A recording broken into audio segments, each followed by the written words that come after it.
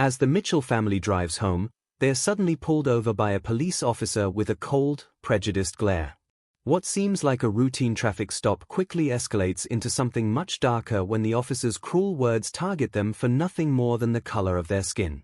But just when the situation seems unbearable, their 10-year-old son, Jamal, delivers a response that shocks everyone and sets the stage for a confrontation that will change the lives of all involved. The tension is thick, the stakes are high, and one brave child will turn the tables on injustice in a way no one saw coming. Before we go any further, let me know, where in the world are you watching from? And don't forget to hit that subscribe button for more spine-chilling stories. It was just another evening for the Mitchell family. They'd spent the day on a long drive back from a family reunion, their laughter and excitement filling the air. However, as they cruised down a quiet stretch of road, their peaceful ride was shattered when bright red and blue lights flashed in the rearview mirror. The tension in the car grew as they pulled over, the warm glow of the car's interior now replaced by the harsh glare of the officer's lights. Officer Raymond Hawkins, a man with a scowl permanently etched on his face, stepped out of his patrol car. He was known around town for his harsh demeanor, but the Mitchell family wasn't prepared for the storm he was about to unleash. The officer's cold eyes locked onto the driver, Marcus Mitchell, as he approached. "You know why I pulled you over?" Hawkins asked, his voice filled with venom. Marcus, trying to remain calm, looked at his wife, Angela, then back at the officer. "No, officer, we're just on our way home. Everything's fine." A heavy silence settled in, thick with suspicion. Hawkins stared at Marcus, his gaze cold and judgmental. Angela's grip tightened on her seat, her eyes flicking to their young son, Jamal, who was staring out the window, unaware of the brewing storm. Officer Hawkins leaned in closer, his breath heavy with judgment. "You're driving in a fancy car. What's your business around here?" His words came out slow, deliberate, like a predator sizing up its prey. The condescension in his tone was sharp, cutting through the air with a bitterness that could only be born of prejudice. Marcus clenched his jaw, fighting the heat that rose in his chest, his blood rushing with anger. He'd heard whispers of this kind of treatment from others, had even seen it, a faint reflection in the eyes of friends who'd been caught in similar moments. But now, it was his turn to be in the hot seat, the target of suspicion for no reason other than the color of his skin. Angela reached out instinctively, her hand on Marcus's arm, trying to steady him, but Hawkins ignored her entirely, not even sparing her a glance. "This isn't your neighborhood," he sneered, his voice dripping with disdain. "I don't trust people like you." The words hit hard, like a slap across the face, and the car's interior seemed to shrink, the air thickening with tension. The silence was suffocating. It was as though time had paused, every breath drawn a battle between holding it together and breaking apart. Jamal, sitting in the back seat, was wide-eyed, unable to fully grasp the depth of what was happening but sensing the shift in the atmosphere. His innocence hung in the air, and then, with a tremble in his voice, he spoke up. "What do you mean, people like us?" The words echoed, the question hanging in the air like a challenge, and everything froze. Marcus's chest tightened. Angela's hand gripped his arm more firmly, the weight of her touch grounding him, though the tremor in her fingers betrayed her own fear. But it was Jamal, small, brave Jamal, who refused to be silent, his youthful defiance cutting through the tension like a beacon. Officer Hawkins's gaze shifted to Jamal, his eyes narrowing, but for a moment, there was something different in his stare, perhaps an attempt to recalibrate, to assert control. But Jamal didn't flinch. He didn't look away. And neither did Marcus nor Angela.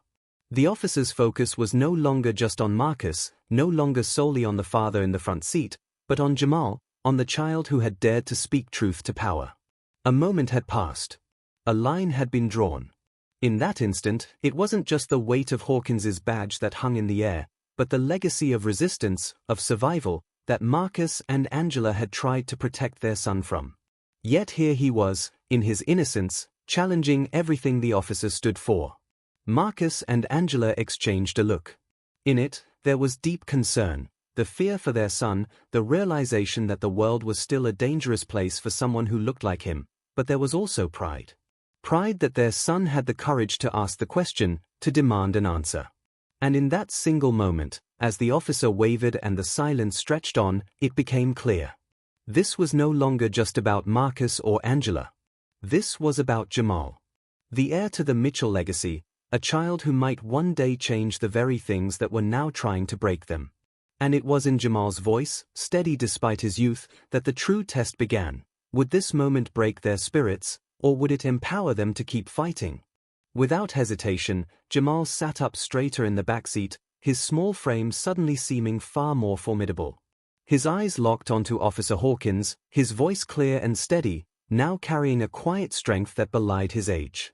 "I know what you're doing. You're judging us for the color of our skin, aren't you?" Marcus and Angela's hearts skipped a beat. They'd never expected their son, still so young, to confront the officer in such a direct, fearless way. For a moment, they were stunned, frozen by the sharpness of Jamal's words. This wasn't the world they'd hoped to shield him from, and yet, here he was, challenging it head-on.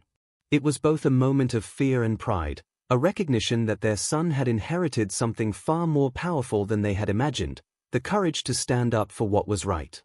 Officer Hawkins, visibly flustered, glanced at Jamal, momentarily caught off guard by the boy's bluntness. His eyes flicked back and forth between the child and Marcus, trying to recalibrate, trying to regain control. But Jamal wasn't finished. His words came faster now, each one more deliberate than the last, as if the weight of what needed to be said couldn't wait another moment. "You don't know my family. You don't know our story," Jamal continued, his voice unwavering. "You don't get to decide who we are based on where we drive or how we look." His words hung in the air, a bold challenge to the officer's assumptions. In that moment, Jamal wasn't just speaking for himself, but for every person who had ever been judged unfairly, for every silent injustice that had been allowed to continue for far too long. His words cut through the noise, piercing the tension with a sense of truth that even Hawkins couldn't easily dismiss. Hawkins shifted his weight in the squad car, looking at the boy in disbelief. He had expected defiance from Marcus or Angela, maybe even an argument, but never from the child. This was different. This was unexpected. And now, with the words hanging between them, the officer was unsure how to respond. How could he counter the directness of a child who spoke with the clarity of someone far older than his years? For a moment, the air grew thick with tension, the kind that settles deep in the chest, leaving a heavy weight in the pit of your stomach. Everyone waited, each breath held in anticipation. Would the officer snap, assert his authority, and escalate the situation? Or would he back down, unwilling to continue a battle against such a resolute, innocent force? Marcus, his heart pounding with a fierce pride that overwhelmed the fear, remained silent. His gaze was steady, fixed on Hawkins, but his words stayed with him. The officer had come here to enforce power, to make them feel small, to remind them of their place. But now, with Jamal's brave confrontation, the power had shifted. Marcus didn't need to speak, his son had already said everything that needed to be said. Hawkins, clearly disturbed, glanced back at Marcus as if seeking validation, as if trying to gauge whether he should make an example of the boy or retreat. But Marcus didn't flinch.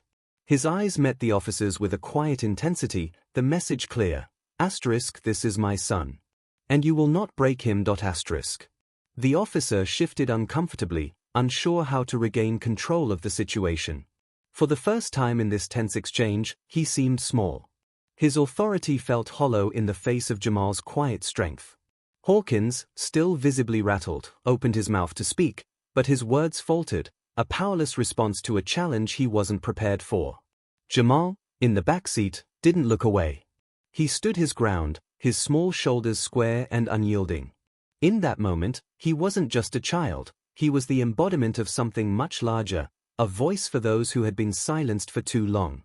The silence stretched on, thick and heavy, as Marcus's pride swelled in his chest, and Angela, her hand still gripping his arm, felt the weight of the moment settle deep into her bones. This was no longer about a traffic stop or a man in uniform trying to assert control. This was about something bigger, something that transcended the confines of that moment, the quiet revolution of a child who refused to be defined by prejudice.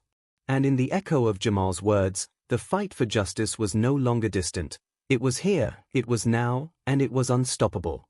The silence that followed was deafening. It stretched out, thick and heavy, like an unbearable weight pressing down on the small space inside the car. Hawkins took a slow step back, his eyes narrowing, his face twisted in confusion. His mind seemed to be racing, struggling to comprehend what had just transpired. How had a child, no older than his own son, dared to speak to him in such a way? How had his authority been so easily challenged? His gaze flicked from Jamal to Marcus, then back to the boy, his anger simmering beneath the surface, threatening to boil over. Angela's grip on Marcus's hand tightened as she held her breath, her heart pounding in her chest. She feared for Jamal. She feared for what the officer might do next, how this confrontation might escalate. The weight of the moment hung heavy in the air, and for a heartbeat, it felt as if time had come to a standstill. But then, something unexpected happened. Despite her fears, a strange sense of hope stirred within her. It was fleeting, but it was there. Jamal's voice, steady and unwavering, had cut through the tension, and in that voice, there was something undeniable, something more powerful than the officer's uniform or his badge. Could this be the moment that changed everything? Marcus, too, felt it. The pride in his chest swelled, mixing with a strange feeling of awe. Jamal had risen above the fear, the threat, and in that small, unassuming way, had turned the power dynamic on its head. They'd always tried to protect him from the harshness of the world, to keep him innocent and safe, but Jamal had already stepped into his legacy, one built on resilience, on standing firm in the face of adversity. Jamal didn't break his gaze from Hawkins, his eyes still locked onto the officer as if the world outside the car no longer existed. His small chest rose and fell with each steady breath, each inhale and exhale full of determination. The boy was no longer just a child in the backseat, he was something more, something beyond his years. There was an authority in his silence, in his stillness, that reverberated through the car, through the very air around them. He might have been small in stature, but his words had been mighty, and the strength they carried wasn't just his own, it was the weight of history, the voices of those who had fought before him, of those who had never been able to speak at all. In that moment, Jamal embodied the legacy of all those who had come before him, his ancestors who had fought for dignity, for respect, for equality. He was the living testament to their struggles, and yet, he was more than that. He was the hope of a future yet to come, a future where the oppressive systems that sought to diminish him would be challenged and overturned by voices like his. The officer shifted uncomfortably on his feet, his gaze flicking nervously between Marcus and Jamal, as if searching for something, an excuse, a reason to take control of the situation again. But there was nothing he could say, nothing he could do, that would undo what had just been spoken. Jamal's words were like a shield, and Hawkins's anger, though still present, seemed impotent in the face of it. Angela dared not speak, not yet. She held her breath, as if afraid that any noise would break the fragile peace that had settled over them. Her hand remained firmly in Marcus's, their fingers entwined, a silent agreement that they would stand by their son, no matter the consequences. She had always feared for this moment, the moment when their son would have to confront the harsh truths of the world, the moment when his innocence would be challenged.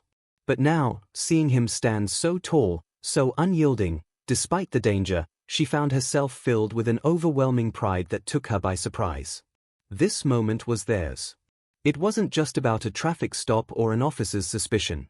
It wasn't about a car or a neighborhood or an unjust system. It was about Jamal, his courage, his voice, his defiance.